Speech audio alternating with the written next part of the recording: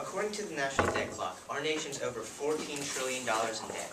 The rising oil and food prices and nothing but bickering going on in Washington to attempt to fix these problems.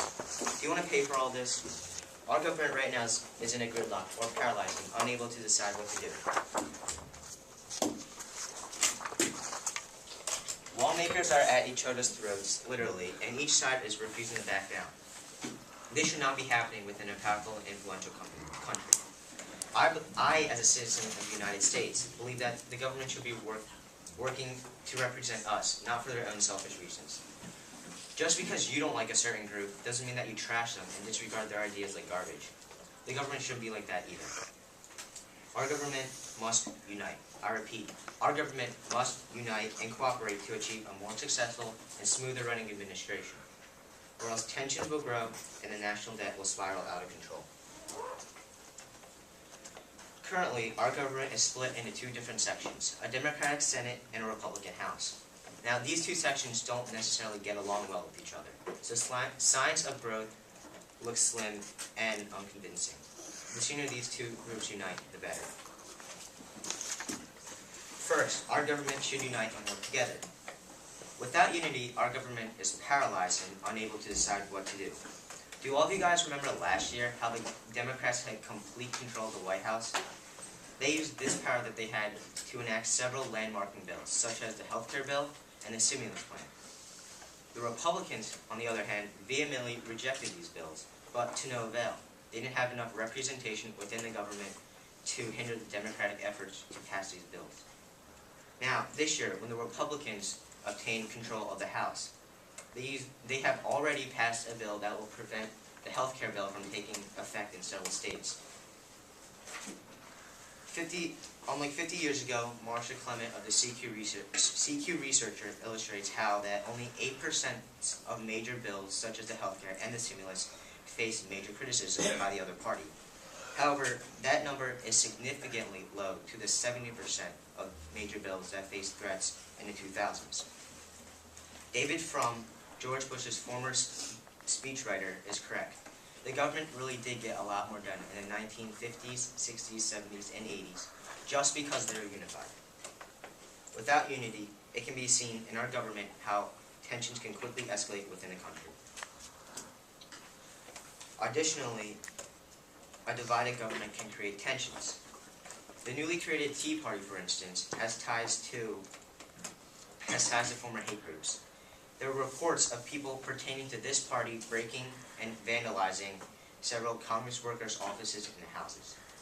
According to azstar.net, Congresswoman Gabriella Giffords had her office vandalized on March 21st of last year.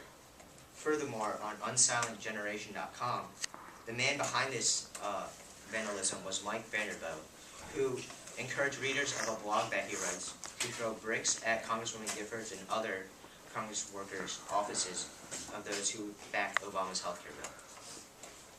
Also, currently, even as I speak, the 2011 budget debate is not being resolved yet.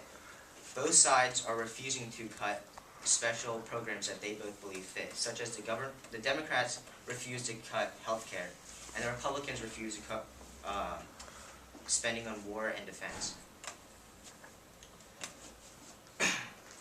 This tension is not healthy within our society. Third, the national debt, again, as I repeat, according to the National Debt Clock, is over $14 trillion.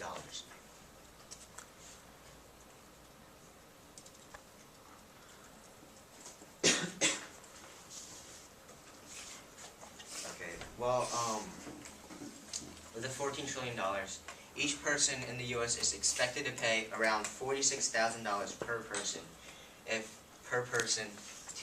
to bring our country out of debt. Now, if we just fast forward 4 years,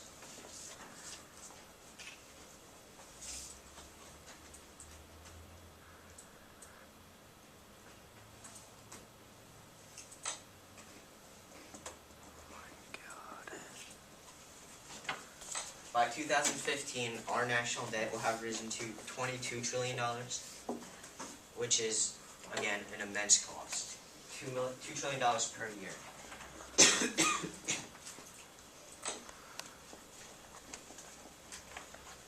Now, according to warresister.org, a very controversial program that our government spends a lot of money on is war and defense. It takes about $695 billion to keep war and defense annually. That is equal to the amount spent by the next highest 15 countries that spend on war and defense combined, such as China, Russia, Great Britain, and France. The programs that our country spends the most on is Medicaid, Social Security, and war and defense, which equal to several $1 trillion annually to upkeep.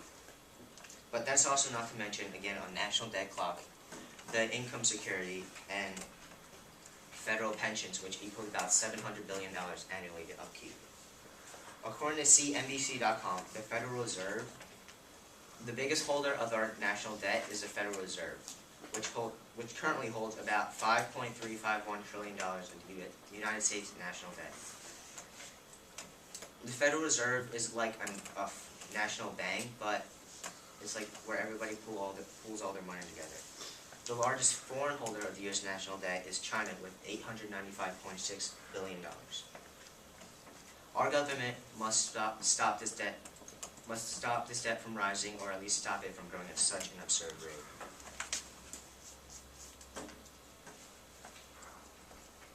In conclusion, our government must unite to lower tensions and eliminate the debt. We must insist to our politicians that represent us in the government to cooperate together and begin fixing our government and helping us live a better lifestyle. By uniting, we can steer our government in the right direction. By eliminating tensions, we can guarantee a safer country. And by lowering the debt, we can prevent stressful citizens. Do you want to live in a country that's stubbornly refusing to cooperate and has fallen into bankruptcy?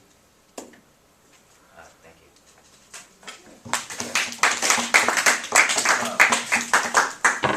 Ms. Thompson, do you have tissues? Do you have tissues? How do I stop this? That's recorded.